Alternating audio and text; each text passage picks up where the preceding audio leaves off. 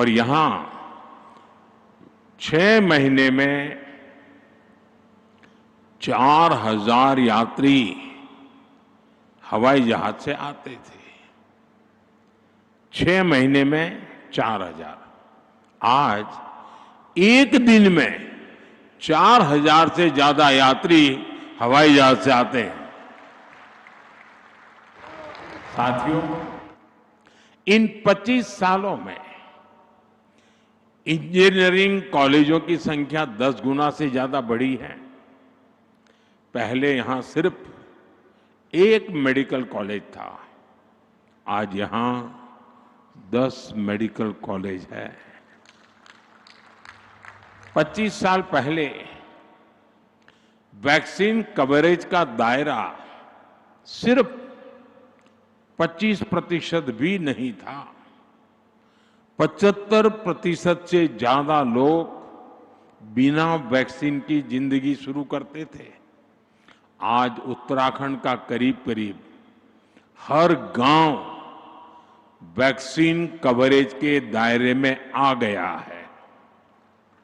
यानी जीवन के हर आयाम में उत्तराखंड ने काफी प्रगति की है। विकास की ये यात्रा अद्भुत रही है। ये बदलाव सबको साथ लेकर चलने की नीति का नतीजा है।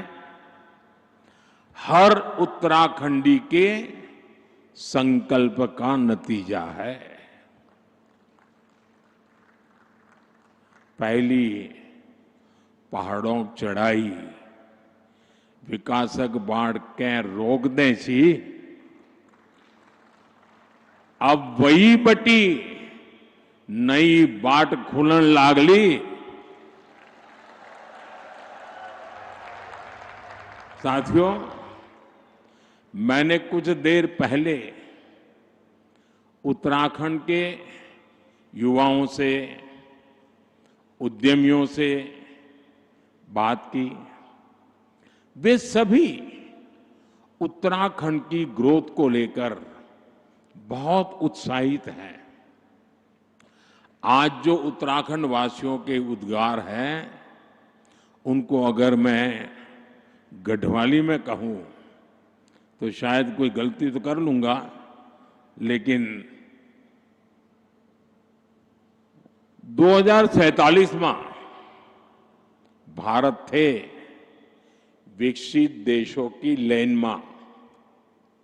ल्याण खुणी मेरो उत्तराखंड, मेरी देवभूमि पूरी तरह से तैयार छिन। साथियों, उत्तराखंड की विकास यात्रा को गति देने के लिए आज भी यहां कई परियोजनाओं का उद्घाटन और शिलान्यास किया गया है। शिक्षा, स्वास्थ्य, पर्यटन और खेल से जुड़े ये प्रोजेक्ट्स यहां रोजगार के नए अवसर तैयार करेंगे। जमरानी और सौंग बांध परियोजनाएं देहरादून और हल्द्वानी शहर की पेयजल की समस्या को दूर करने में महत्वपूर्ण भूमिका निभाएगी। इन सभी स्कीम्स पर 8000 करोड़ रुपए से ज्यादा खर्च किए जाएंगे। मैं उत्तराखंड वासियों को इन परियोजनाओं की बधाई देता हूं।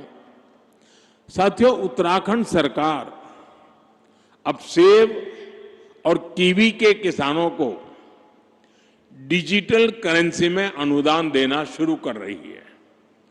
इसमें आधुनिक टेक्नोलॉजी के माध्यम से आर्थिक मदद की पूरी ट्रैकिंग करना संभव हो रहा है। इसके लिए मैं राज्य सरकार, रिजर्व बैंक ऑफ इंडिया समेत सभी स्टेक होल्डर्स की भी प्रशंसा करता हूं।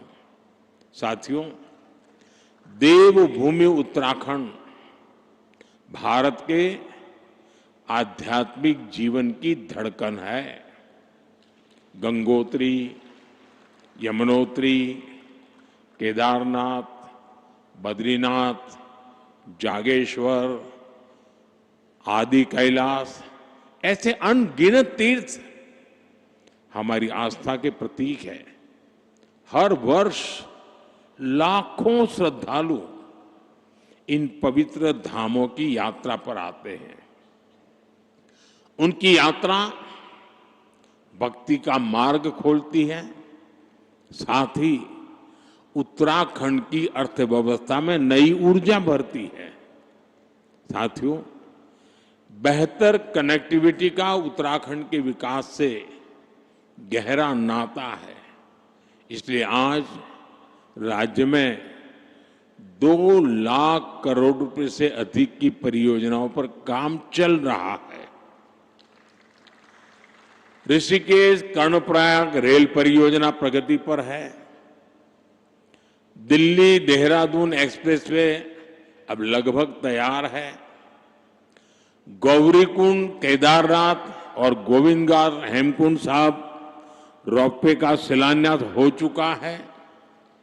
ये परियोजनाएं उत्तराखंड में विकास को नई गति दे रही हैं। साथियों, उत्तराखंड ने 25 वर्षों में विकास की एक लंबी यात्रा तय की है। अब सवाल ये है कि अगले 25 वर्षों में हम उत्तराखंड को किस ऊंचाई पर देखना चाहेंगे। आपने वो कहावत जरूर सुनी होगी, जहां चाह वहां राह। इसलिए जब हमें ये पता होगा कि हमारा लक्ष्य क्या है, तो वहां पहुंचने का रोड मैप भी उतनी ही तेजी से बनेगा। और अपने लक्ष्यों पर चर्चा के लिए 9 नवंबर से बेहतर दिन और क्या होगा। साथियों, उत्तराखंड का असली परिचय उसकी आध्यात्मिक शक्ति है। उत्तराखंड अगर ठान ले तो अगले कुछ ही वर्षों में खुद को spiritual capital of the world के रूप में स्थापित कर सकता है। यहां के मंदिर, आश्रम, ध्यान और योग के सेंटर, इन्हें हम ग्लोबल नेटवर्क से जोड़ सकते हैं। साथियों, देश विदेश से लोग यहां वेलनेस के लिए आते हैं। यहां की जड़ी बूटियां और आयुर्वेदिक औषधियों की मांग तेजी से बढ़ रही है। पिछले 25 वर्षों में एरोमेटिक प्लांट्स, आयुर्वेदिक जड़ी बूटियां, योग और वेलनेस टूरिज्म में उत्तराखंड ने शानदार प्रगति की है। अब समय है कि उत्तराखंड की हर विधानसभा क्षेत्र में योग केंद्र, आयुर्वेद केंद्र, नेचुरोपैथी संस्थान, होम स्टे, एक कंप्लीट पैकेज, वो दिशा में हम सोच सकते हैं। ये हमारे विदेशी टूरिस्ट को बहुत अपील करेगा। साथियों, आप जानते ही हैं कि भारत सरकार बॉर्डर पर वाइब्रेंट विलेज योजना पर कितना जोर दे रही है। मैं चाहता हूं कि उत्तराखंड का हर वाइब्रेंट विलेज खुद में एक छोटा पर्यटन केंद्र बने, वहां होम स्टे बने, स्थानीय भोजन और संस्कृति को बढ़ावा मिले। आप कल्पना करिए, जब बाहर से आने वाले पर्यटक एकदम घरेलू माहौल में डुबके चुड़कानी खाएंगे, रोट, अरसा, रस, भात खाएंगे, जंगोरे की खीर खाएंगे, तो उन्हें कितना आनंद आएगा। यही आनंद उन्हें दूसरी बार तीसरी बार उत्तराखंड वापस लेकर आएगा। साथियों, अब हमें उत्तराखंड में छुपी हुई संभावनाओं के विस्तार पर फोकस करने की आवश्यकता है। यहां हरेला, फुलदेई, भिटौली जैसे त्योहारों का हिस्सा बनने के बाद पर्यटक उस अनुभव को हमेशा याद रखते हैं। यहां के मेले भी उतने ही जीवंत हैं। नंदा देवी का मेला, जौलजीबी मेला, बागेश्वर का उत्तरायणी मेला, देवीधुरा का मेला, श्रावणी मेला और बटर फेस्टिवल, इनमें उत्तराखंड की आत्मा बसती है। यहां के स्थानीय मेलों और पर्वों को वर्ल्ड मैप पर लाने के लिए वन डिस्ट्रिक्ट वन फेस्टिवल अर्थात एक जिला एक मेला जैसा कोई अभियान चलाया जा सकता है। साथियों, उत्तराखंड के सभी पहाड़ी जिले फलों के उत्पादन में काफी पोटेंशियल रखते हैं। हमें पहाड़ी जिलों को हॉर्टिकल्चर सेंटर बनाने पर फोकस करना चाहिए।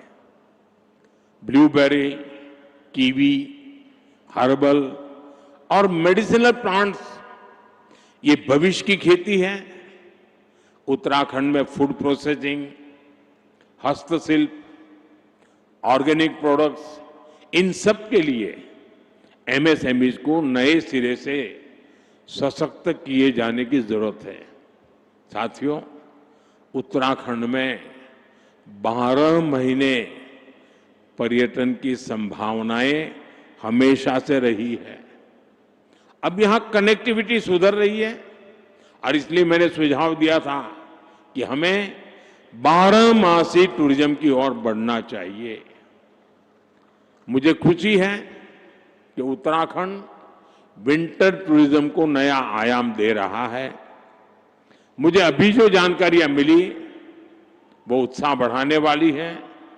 सर्दियों में आने वाले पर्यटकों की संख्या में तेज बढ़ोतरी हुई है। पिथौरागढ़ में 14,000 फुट से अधिक ऊंचाई पर हाई एल्टीट्यूड मैराथन का आयोजन हुआ। आदि कैलाश परिक्रमा रन भी देश के लिए प्रेरणा बनी है। 3 वर्ष पहले आदि कैलाश यात्रा में 2,000 से भी कम श्रद्धालु आते थे। अब ये संख्या 30,000 से अधिक हो चुकी है। अभी कुछ दिन पूर्व ही केदारनाथ मंदिर के कपाट बंद हुए हैं। केदारनाथ धाम में इस बार करीब 17 लाख श्रद्धालु देव दर्शन के लिए आए हैं। तीर्थाटन, 12मासी पर्यटन उत्तराखंड का वो सामर्थ्य है जो उसे निरंतर विकास की नई ऊंचाई पर ले जाएगा।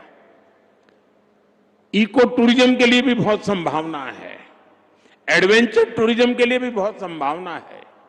देश भर के नौजवानों के लिए यह आकर्षण का केंद्र बन सकता है। साथियों, उत्तराखंड अब फिल्म डेस्टिनेशन के रूप में भी उभर रहा है। राज्य की नई फिल्म नीति से शूटिंग करना और आसान हो गया है। वेडिंग डेस्टिनेशन के रूप में भी उत्तराखंड लोकप्रिय हो रहा है और मेरा तो अभियान चल रहा है वेड in India. Wade in India के लिए उत्तराखंड को अपने यहां उसी आलिशान स्तर की सुविधाएं विकसित करनी चाहिए और इसके लिए 5-7 बड़ी डेस्टिनेशन को तय करके उन्हें विकसित किया जा सकता है। साथियों, देश ने आत्मनिर्भर भारत का संकल्प लिया है। इसका रास्ता वोकल फॉर लोकल से तय होगा। उत्तराखंड इस विजन को हमेशा से जीता आया है। स्थानीय उत्पाद से लगाव, उनका उपयोग, उनको अपने जीवन का हिस्सा बना लेना, ये यहाँ की परंपरा का अभिन्न हिस्सा है। मुझे खुशी है कि उत्तराखंड सरकार ने वोकल फॉर लोकल अभियान को तेज गति दी है। इस अभियान के बाद उत्तराखंड के 15 कृषि उत्पादों को जीआई टैग मिला है। यहाँ के बेडू फल और बद्री गाय के घी को हाल के दिनों में जीआई टैग मिलना सचमुच में बहुत गौरव की बात है। बद्री गाय का घी पहाड़ के हर घर की शान है। अब बेडू पहाड़ के गांवों से निकलकर बाहर के बाजारों तक पहुंच रहा है। इससे बने उत्पादों पर अब जीआई टैग लगा होगा। वो उत्पाद जहां भी जाएगा अपने साथ उत्तराखंड की पहचान भी लेकर जाएगा। ऐसे ही जीआई टैग वाले प्रोडक्ट्स को हमें देश के घर घर पहुंचाना है। साथियों, मुझे खुशी है हाउस ऑफ हिमालयाज उत्तराखंड का ऐसा ब्रांड बन रहा है जो स्थानीय पहचान को एक मंच पर ला रहा है। इस ब्रांड के तहत राज्य के विभिन्न उत्पादों को एक साझा पहचान दी गई है ताकि वे ग्लोबल मार्केट में प्रतिस्पर्धा कर सके। राज्य के कई उत्पाद अब डिजिटल प्लेटफॉर्म पर उपलब्ध है। इससे ग्राहकों को तक उनकी सीधी पहुंच बनी है और किसानों, कारीगरों और छोटे उद्यमियों के लिए एक नया बाजार खुला है। हाउस ऑफ हिमालयाज की ब्रांडिंग के लिए भी आपको नई ऊर्जा के साथ जुटना है। मैं समझता हूं इन ब्रांड के प्रोडक्ट्स के डिलीवरी मैकेनिज्म पर भी हमें लगातार काम करना होगा। साथियों, आप जानते हैं कि उत्तराखंड की अब तक की विकास यात्रा में कई रुकावटें आई हैं, लेकिन भाजपा की मजबूत सरकार ने हर बार उन बाधाओं को पार किया और ये सुनिश्चित किया है कि विकास की गति पर ब्रेक न लगे। उत्तराखंड की धामी सरकार ने जिस गंभीरता से यहां समान नागरिक संहिता को लागू किया, वो दूसरे राज्यों के लिए भी मिसाल है। राज्य सरकार ने धर्मांतरण विरोधी कानून और दंगा नियंत्रण कानून जैसे राष्ट्रहित से जुड़े विषयों पर साहसिक नीति अपनाई। प्रदेश में तेजी से उभर रहे जमीन कब्जाने और डेमोग्राफी में बदलाव जैसे संवेदनशील मुद्दे पर भी भाजपा सरकार ठोस कार्रवाई कर रही है। आपदा प्रबंधन के क्षेत्र में उत्तराखंड सरकार ने तेजी और संवेदनशीलता के साथ काम करते हुए जनता की हर संभव मदद का प्रयास किया है। साथियों, आज जब हम राज्य स्थापना की रजत जयंती मना रहे हैं, मुझे पूरा विश्वास है कि आने वाले वर्षों में हमारा उत्तराखंड विकास की नई ऊंचाइयों को छुएगा, अपनी संस्कृति, अपनी पहचान को उसी गर्व के साथ आगे बढ़ाएगा।